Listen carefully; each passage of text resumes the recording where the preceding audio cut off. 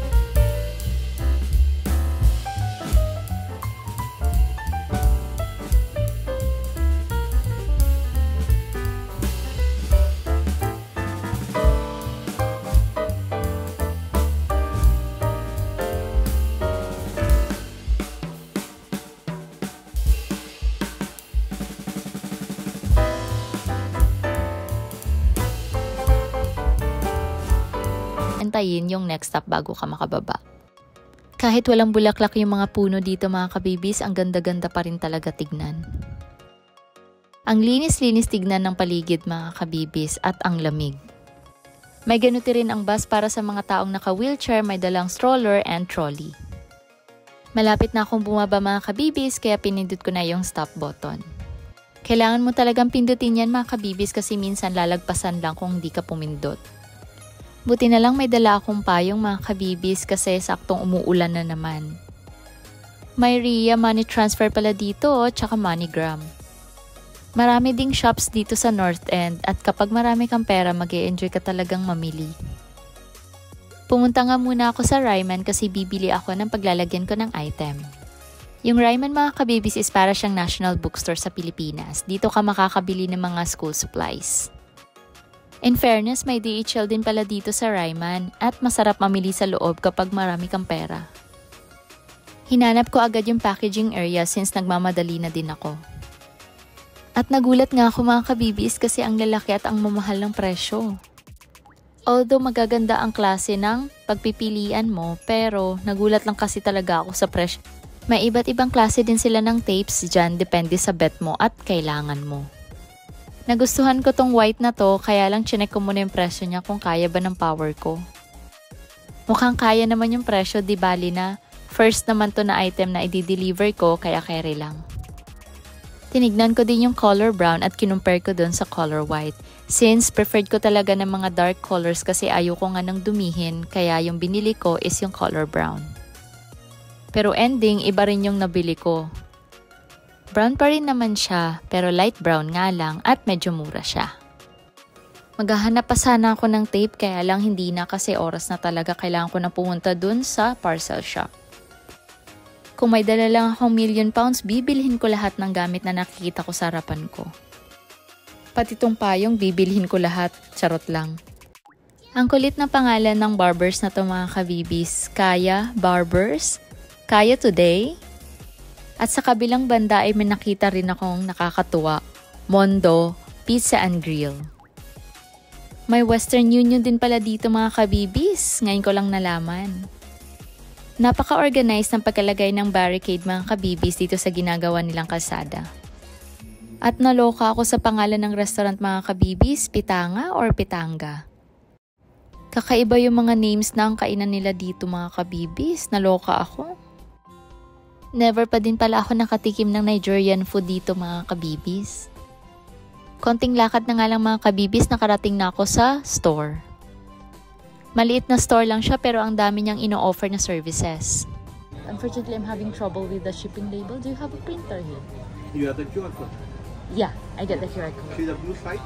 Yeah. There's the machine print the label and give it to me. Okay. Thank you.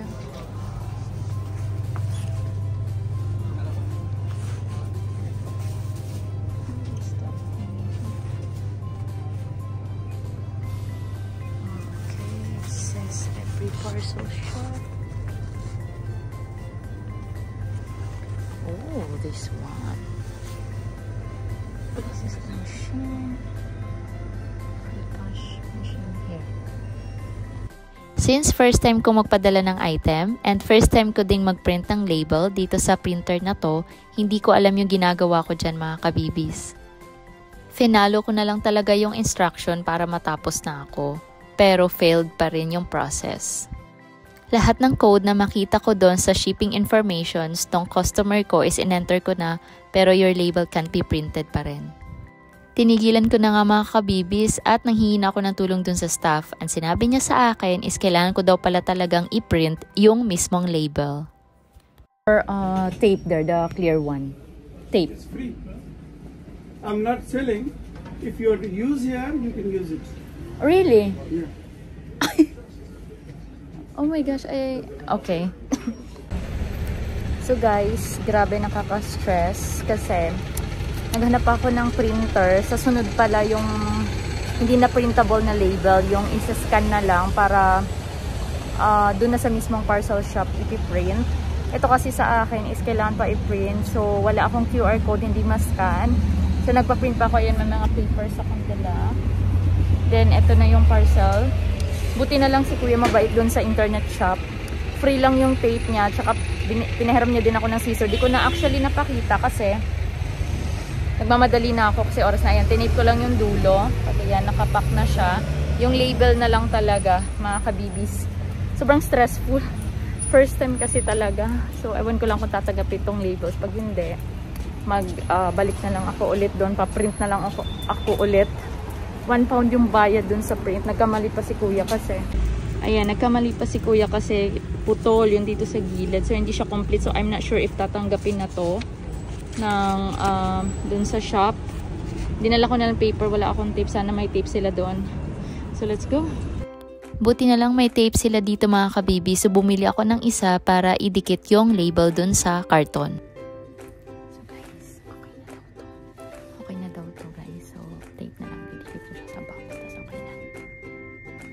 Pagkabayad ko ng tape mga kabibis is pumunta ako sa sulok ng store nila at doon ko tinape yung label. Tamang decision talaga na dinala ko yung bandage scissor ko Kasi naisip ko noon, if ever may kailangan gupitin, at least may magagamit ako at hindi na ako mangangapa kung saan bibili or manghihiram. Buti na lang talaga wala pang mga taong nagtitingin sa store na yan kasi if ever, may istorbo ko yung pamimili nila. Nagtago talaga ako dyan mga kabibis para hindi ako makita ng staff, baka paalisin ako. Kinakabahan nga ako dyan mga kabibis kasi baka pag nakita ko ng staff at sabihin nagnakaw ako ng tape. Hindi naman ako nahiya sa ginawa ko mga kabibis kasi wala naman akong ginagawang masama. Ang worry ko lang is mapadala yung item doon sa staff. Ang taray, diba? Hindi ko rin talaga binitawan yung bag ko, baka mamaya may biglang tumangay. After 10 million years, natapos ko rin yung paglagay ng label doon sa parcel. Binigyan na nga ako ng blue receipt ng staff, proof na na-deliver ko na yung item. May instruction din sa loob paano mo matrack yung delivery online. In fairness, first time ko makakita ng tractor dito sa London at sobrang natuwa talaga ako. At pwede palang paganahin yan kahit walang nagdadrive sa loob. Kaloka. Minsan talaga gusto ko na lang maging tractor para ganyan lang ginagawa mo pero nakakapagod din yan mga kabibis. Pagkasakay ko ng bus is may nakita kong puno na sobrang ganda. Parang ako, charot lang. Mas gaganda pa yan mga kabibis kapag may mga bulaklak na sila. So mga kabibis, nasend ko na yung parcel. Grabe struggled talaga. Sobrang hirap. I mean kasi first time kong magpadala ng parcel. So nangangapa ako. It took me an hour bago ko na ipa-deliver. Tapos damit lang. Maliit lang pati na damit yun. Kailangan ba yan?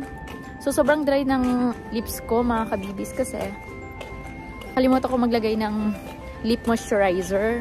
So, naiwan ko pati siya at ang lamig ngayon dito sa lugar. Na kung saan, ang lamig dito ngayon sa lugar namin. Grabe, parang naliligaw pa ata ako. Parang mali ata itong So, parang mali pa ata. Naligaw pa ata ako kakachika. Ay, hindi, tama. Kasi nakita ko yung gas station.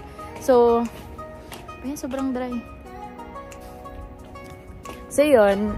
May sinend nga na blue receipt na proof na isend mo na yung parcel. Then, itatrack na lang yun. Itatrack ko na lang yun sa app, dun sa Vinted app.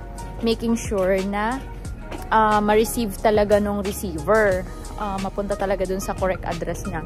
So, 4 working days, sabi nung guy dun sa store, and antayin na lang natin. So, if you like this video mga kabibis, don't forget to like and subscribe. And thank you for watching. Bye!